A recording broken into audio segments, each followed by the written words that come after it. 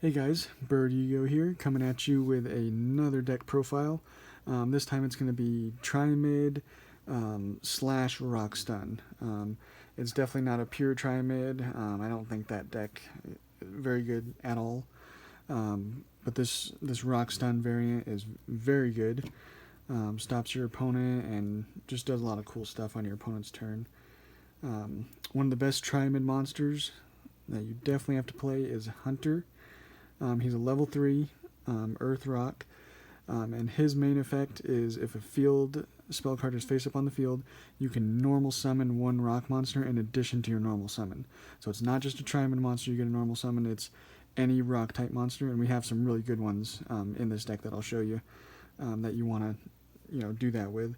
But if he's face up on the field during your opponent's turn, you can target one, and this is the same for all the Triamid lower level monsters.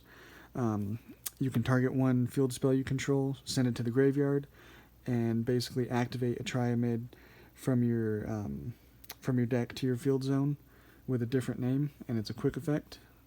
So you're basically just swapping out your field spell for a different one, for one that'll help you out in whatever circumstance you're in. He's the best one. That's why we play him at 3, because he actually has a pretty awesome effect. Triamid Dancer, pretty good. Once per turn, you can target one Triamid card in your graveyard, shuffle into the deck, and if you do, all rock type monsters you control gain 500 attack and defense. So it's more a going second kind of card. And then again, it has the same effect where you're sending a field spell to the grave to activate a different one from the deck. This one's nice because if you happen to have it special summoned in defense position, it's got 1900. So that's really nice to, kind of keep a body on board. So those are the level 3 ones. One of our level 4s is Triamid Master. Once per turn, you can send one face-up Triamid card you control to the graveyard, then target one set card on the field and destroy it. So again, it's not really much of a, if any, of a going first card. It's definitely a going second again. That's why we only play 2 of it. But it is a level 4, and it does have 1800 attack. And again, it has that same effect where it swaps out the field spell. The last Triamid monster we play is Sphinx. He cannot be normal summoned, and he has to be special summoned by the effect of a Triamid card, which is either his own effect. So if you have him in hand, and a face-up Triamid card you control is destroyed by battle or card effect, you can special summon this from your hand. And then also, while you control another Triamid card, this card gains 500 attack and defense for each spell or field spell card with a different name in your graveyard. So you basically play 3 different types of field spells. So if you have one each of them, he gains 1500 attack and defense. And then also your monsters your opponent controls cannot attack except to attack Sphinx. So he kind of has a little bit of battle protection there too. Your other way of getting him out is the field spell King Golem. If this is sent to the graveyard, you can special summon one Triamid monster from your hand. So that's another way of special summoning him out, or any of them if you have them in hand. So that's it for the Triamid monsters. Again, you want to kind of see the field spells as well. So it is a small Triamid engine, but definitely important, definitely really good. For our Rock Stun portion of the deck, you have to play the Kawakimerus. Overload is really good. Basically, all the Kawakimerus, during the end phase, you have to destroy this card unless you reveal an Iron Core from your hand or reveal a Rock type monster, which most of the time it's going to be the Rock type monster. And then this guy, why he's really good is during either player's turn when your opponent would summon a monster, you can tribute this card, negate the summon, and destroy it. So super, super good. That's why we played at 3. He's got high attack as well, 1900 attack. Level 4, Earth Rock. The other one that's super, super good is Kawakimeru Wall. He's another 4 rock type. Again, you gotta destroy him unless you reveal a rock type monster in your hand. But this one, during either player's turn, when your opponent activates a spell card, you can tribute this, negate the activation, and destroy it. So again, super, super good. And the last Koakimeru we play is Guardian. He's basically going to negate the activation of a monster effect. So we just play him at 2. These are obviously a little better, but seeing him is never a bad thing. And going along with that same kind of Roxton, we play one of the original ones, Fossil Dyna. This one just states neither player can special summon monsters, and if it happens to be face down and then flipped face up, you can destroy all special summon monsters on the field. And again, he's a level 4 Earth Rock type. And then the last of our monsters are level 3 ones. We play 1 Sentry Soldier of Stone, 1 Block Golem. Basically, so if this card's in the grave, and all monsters you control are rock type, you can then just special summon this card for free. And it's got 2,000 defense, and again, it's just a level 3 Earth Rock type. Block Golem. This one, if all the monsters in your graveyard are Earth, you can tribute this card, target 2 level 4 or lower rock type monsters in your graveyard, and special summon them. Their effects that activate on the field cannot be activated this turn, basically. So, but it's good late game, obviously. And the other, another OG kind of Earth Rock monster, Neospatian Grand Mole. It's just good in the battle phase of the damage step. You can kind of get rid of problematic cards with him. So he's good in some cases. So that's it for the monster count. And the main reason we play kind of all these different, levels, but having them all Earth Rock type, is for one of the best spell cards for as far as like stun decks go. Ties of the Brethren. It's absolutely amazing. You open up this with really any, preferably a level 4, like we'll say wall. You open this with a wall, normal summon, you're going to be using this to then get out that guy, probably in defense.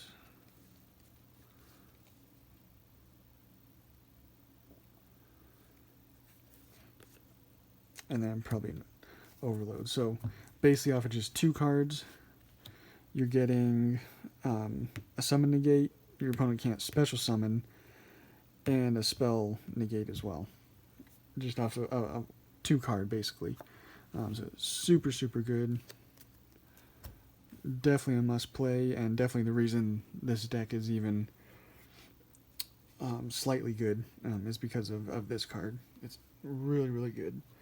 And then obviously also you can set up your Triamid plays if you happen to have this field spell. It would be a good idea, to get out, some of the Triamid cards. So you can swap out the field spells. The next spell card we play is Diamond Core. We play the Koakimerus, so this just searches any of them. And then also you can banish this card from the graveyard for the rest of this turn. Koakimeru monsters you control cannot be destroyed. So that's a good effect that comes up every now and then. And now for the Triamid field spells, we got Cruiser. Really, really good, because each time you normal summon a rock type monster, you gain 500 life points, and then if a Triamid monster is normal summoned, you draw a card. So really, really good. And then if this card is sent to the graveyard, which obviously you can do off of the effects of the Triamid monsters, you can add 1 Triamid monster from your deck to your hand. And I showed this earlier, but King Golem, another really good field spell. This one, all rock type monsters on the field gain 500 attack. So, activating this on your opponent's turn to kind of just boost the attack of all the monsters, that you might have just summoned off of Ties of the Brethren. boosting him up 500, makes him 1700. So hard to get over. If you're having to just normal summon and try to get over that, that's kind of hard to do. But also, if a Triamid monster you control battles, your opponent's cards and effects cannot be activated until the end of the damage step, which comes up every now and then, not really though. And then if this card is sent from the field zone to the graveyard, you can special summon one Triamid from your hand.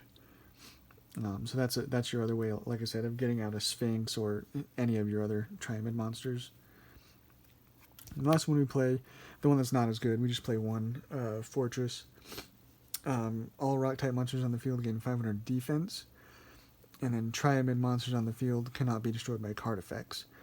So sometimes it comes up to where if your opponent's trying to, destroy some of your Triamid monsters, you'll want to activate this just so they can't be destroyed. But that doesn't come up too often. That's why we only play one. And then if this is sent to the graveyard, you can target one Triamid monster in your graveyard and add it to your hand. So it's kind of your way of recurring some of your monsters from the grave. And some of the other cards we play, of course, Terraforming to see some of these.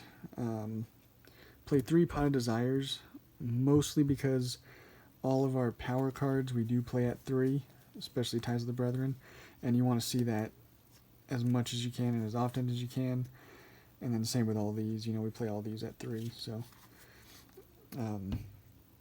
Pot of Desires helps you more than it hurts you most of the time. I also like 3 Called by the Grave. That's just so you can try to ensure that Ties of the Brethren goes through as much as you can. Super, super important, like I said. So Called by the Grave, not quite a must, but I really like it just so I can, like I said, try to get that Ties of the Brethren to go through, and so you don't lose out on some cards with Pot of Desires. Last spell is going to be Scapegoat. They're all Earth type, and there's some stuff in the extra deck that you can go into, and it's also just a defensive kind of card. If you have nothing on the board, activating a Scapegoat will help you out a little bit. And the last 2 cards we play are Triamid Pulse. It's actually a really good trap card. So it's a continuous trap. Once per turn, you can banish 2 cards from your graveyard, any combination of rock type and field spell cards, and then you activate one of these effects. So you can either target a face-up, one other face-up card on the field and destroy it. You can target one rock type monster in your graveyard and special summon it in defense position, or you can also target up to 3 field spells in your graveyard, shuffle them to the deck, and draw a card. So 3 really good effects that do come up constantly. So really good card. I believe it's like a 45 or 46 card deck. Doesn't really matter because we do play Pot of Desires, so having over 40 is not going to hurt you at all. And then now on to our extra deck. Play the best card if you're playing level 3 rock types, Gorgonic Guardian. Basically, this is going to be during either player's turn, you can detach one from this, then target one monster your opponent controls. Its attack becomes 0, and its effects are negated. So really, really good. And then just some kind of ranked 4s. Dugaris, one of my favorites, like I've said in past videos. Fixes your hands, because you draw 2, and then you can discard 1. Or you can also special summon a monster from your graveyard. Those are the 2 main effects that you're going to use. Abyss Dweller, if you need to. That can definitely hurt some decks. Daigusto Emerald, if you have, you activated Ties of the Brethren, they get rid of all those cards. And then you can somehow make Emerald next turn. Recycling some of those cards and drawing is always a good thing. Tornado Dragon for back row stuff. Exton Knight if you need to blow up the board. And then Baguska. Just a good generic kind of stop your opponent for a turn or 2. And then now on to the links. one of the most important ones is going to be Barricade Borg Blocker.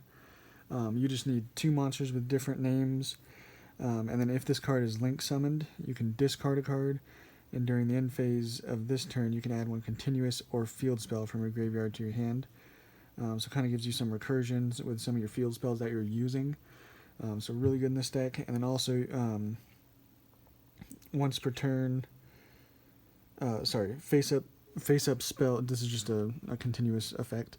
Face up spells you control cannot be destroyed by your opponent's card effects. So if he's on the board, your field spells or face up spells cannot be destroyed by card effects. So that's a super important one for this deck. We play Link Spider, Land for Hinkus, and Mrs. Radiant. That's kind of our scapegoat package, per se.